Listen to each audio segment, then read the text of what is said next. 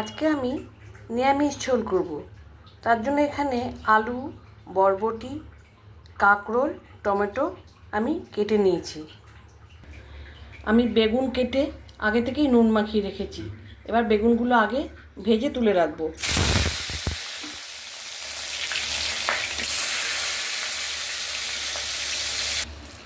বেগুনগুলো ভাজা হয়ে গেছে, এবার আমি বেগুনগুলো তুলে নেব।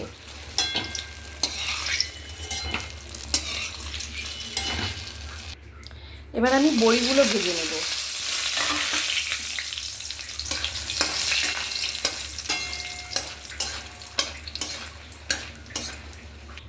বড়িগুলো আমি তুলে নিলাম।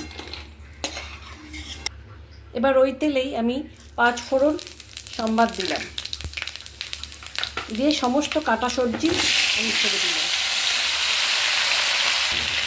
এর মধ্যে আমি স্বাদ অনুযায়ী নুন এবং হলুদ দিয়ে দিলাম।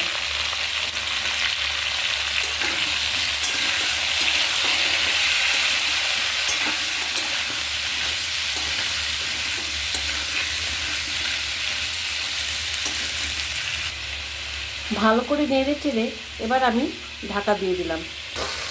ঢাকাটা আমি তুলে নিলাম।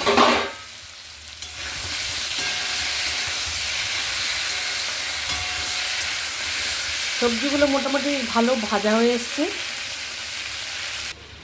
আমি একটা মশলা রেডি করে নিচ্ছি। একটু চিনি দিলাম, একটু হলুদ দিলাম, কাশ্মীরি লঙ্কার গুঁড়ো দিলাম, জিরে গুঁড়ো, ধনে গুঁড়ো,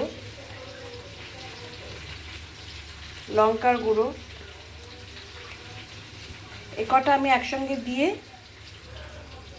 স্বাদ মতো নুনও দিয়ে দিলাম। এবার আমি মশলাগুলোটা এই সবজিতে ঢেলে দিলাম।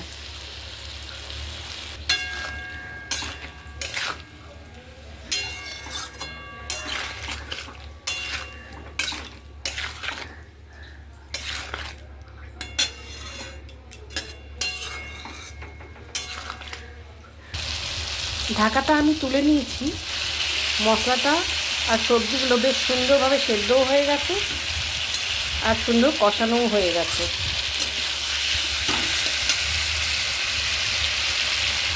এবার আমি বেশ খানিকটা জল দিয়ে দেবো।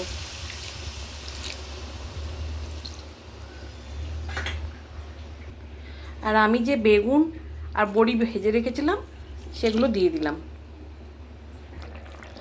নিরামিষ ঝোলটা আমার হয়ে গেছে। আমি কিছুটা ধনেপাতা ছড়িয়ে নামিয়ে নেব। ধনেপাতাটা কিন্তু মাস্ট। নিরামিষ ঝোলটা আমি নামিয়ে নিয়েছি। এবার কিন্তু এটা সার্ভ করার জন্য একদম রেডি।